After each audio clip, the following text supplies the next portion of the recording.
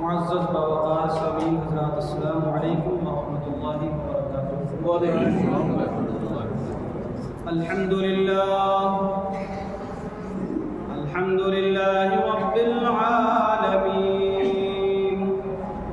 والعاقبۃ للمتقین والصلاة والسلام علی اشرف الانبیاء والمرسلین وعلى آله الطيبين وأصحابه المهديين، أما بعد، فأعوذ بالله السميع العليم من الشيطان الرجيم. بسم الله الرحمن الرحيم. وَإِذْ قَالَ إِبْرَاهِيمُ رَبِّ أَرِنِي كَيْفَ تُحْيِي الْمَوْتَى قَالَ أَوَلَمْ تُؤْمِنْ قَالَ بَلَى وَلَكِنْ لِيَطْمَئِنَّ قَلْبِي قَالَ فَخُذْ أَرْبَعَةً مِنَ الطَّيْرِ فَصُرْهُنَّ إِلَيْكَ ثُمَّ اجْعَلْ على كل جبل منهن جزءا ثم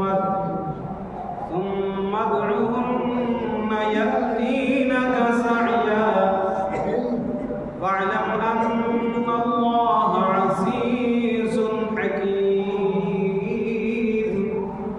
آمنت بالله صدق الله مولانا العلي العظيم وبلغنا رسوله النبي الكريم ونحن على ذلك لمن الشاهدين والشاكرين والحمد لله رب العالمین.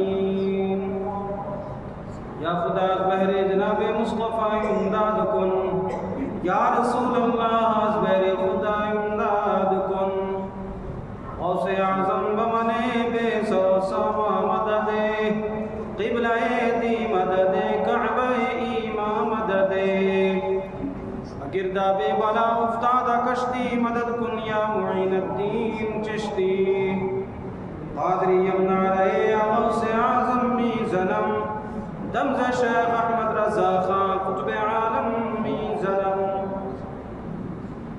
عزیزان ملت اسلامیہ، آئیے ہمراہ گفت و شنید سے قبل آقائے نامدار مدنی تاجدار کون و عالم کے مالک و مختار سید ابرار و اخیار احمد مصطفیٰ جناب سیدنا محمد مصطفیٰ علیہ تحیت و ثناء کی بارگاہ میں ہدیہ درود و سلام پیش کرنے کی سعادت حاصل کریں.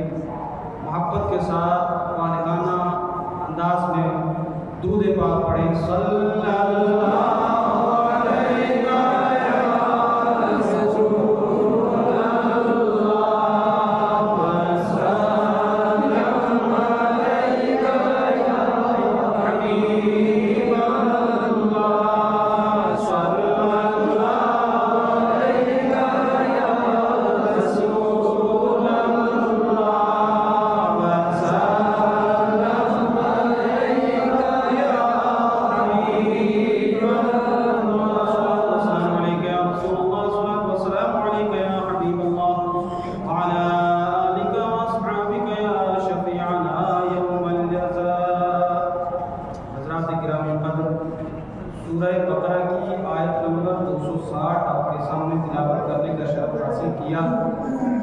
رب کائنات ارشاد فرماتا ہے وَإِذْ قَالَ إِبْرَاهِيمُ رَبِّ أَرِنِي كَيْفَ تُحْيِي الْمَوْتَى.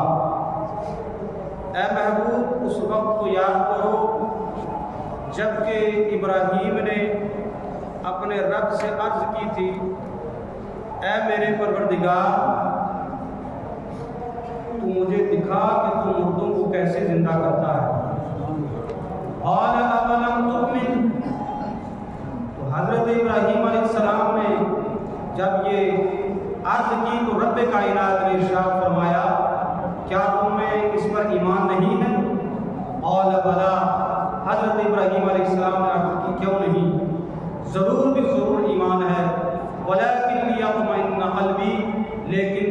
دل کا اطمینان چاہتا ہے۔ قال رب کائنات نے ارشاد فرمایا فخذ أربعة من الطير، آپ 4 پرندے پکڑیے، فصرهن إليك، پھر اس کو اپنے ساتھ ہلا لو، ثم ادعوهن يأتين ثم اجعل على كل جبل منهن جزءا، پھر ان میں سے ہر ایک کا قیمہ بنا کر 4 پہاڑیوں پر رکھ دو، ثم ادعوهن يأتينك سعيا، پھر تم ان کو پکارو وہ تیرے پاس چل کر تیری آواز پر تیرے پاس آئیں گے۔ وَاعْلَمْ أَنَّ اللَّهَ عَزِيزٌ حَكِيمٌ، تم جان لو کہ اللہ تعالیٰ زبردست حکمت والا ہے۔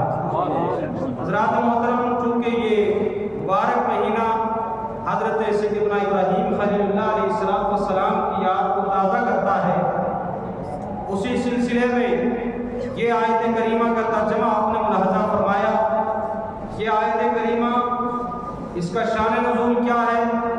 اس میں بہت ساری شان نزول بیان کی گئی ہیں، ان میں سے چند آپ کے سامنے رکھتا ہوں کہ جب اللہ پاک نے حضرت سیدنا ابراہیم خلیل اللہ علیہ السلام کو اپنا خلیل بنایا تو اللہ پاک نے فرشتوں کو بھیجا کہ جاؤ میرے پیغمبر سے کہہ دو، میرے ابراہیم سے کہہ دو کہ ہم نے آپ کو اپنا خلیل بنایا ہے۔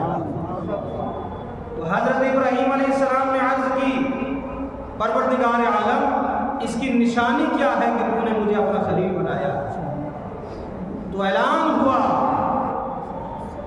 کہ اس کی نشانی یہ ہے کہ اللہ تعالیٰ تیرے ہاتھ سے تیری عرض پر اللہ پاک مردوں کو زندہ فرمایا۔ اور ایک شان نزول یہ ہے کہ جب حضرت سیدنا ابراہیم خلیل اللہ علیہ السلام کا مناظرہ نمرود ملعون سے ہوا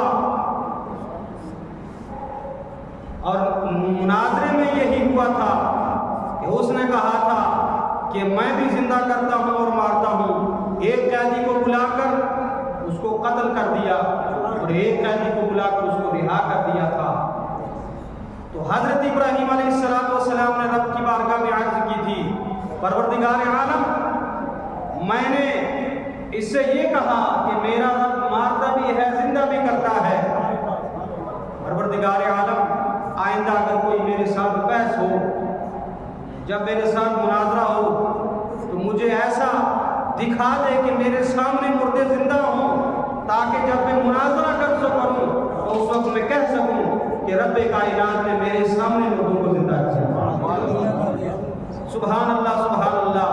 اور ایک شان نزول یہ بیان کی گئی کہ جب قربانی کے دن حضرت ابراہیم خلیل اللہ علیہ السلام نے 10 ذی الحجہ کو اپنے بیٹے حضرت سیدنا اسماعیل ذبیح اللہ کو قربانی کے لیے تیار ہوئے، آپ نے ان کو لٹایا اور جب چھری چلائی آپ جانتے ہیں کہ ذبح ہو گیا مینڈا، حضرت اسماعیل علیہ السلام پاس کھڑے مسکرا رہے تھے۔ اس وقت عرض کی تھی پروردگار عالم یہ معاملہ مجھے سمجھ میں نہیں آ رہا کہ تو نے ایک جاندار کو بے جان کرنے کا حکم کیسے دیا؟ تو رب کائنات نے اس کے بدلے میں اس آیت کریمہ کو نازل کیا اور آپ کے سامنے مردوں کو زندہ کیا کہ اس میں حکمت کیا ہے کہ رب تبارک و تعالی جاندار کو بے جان کرتا ہے اور بے جان کو جاندار کرتا ہے۔ سبحان اللہ سبحان اللہ۔ اور ایک شان نزول یہ بیان کی گئی کہ حضرت ابراہیم خلیل اللہ علیہ السلام نے توریت میں پڑھا تھا، انجیل میں پڑھا تھا، آسمانی کتب میں پڑھا تھا کہ ان کی اولاد سے ایک پیغمبر ہوں گے جن کا نام عیسیٰ ہوگا علیہ السلام۔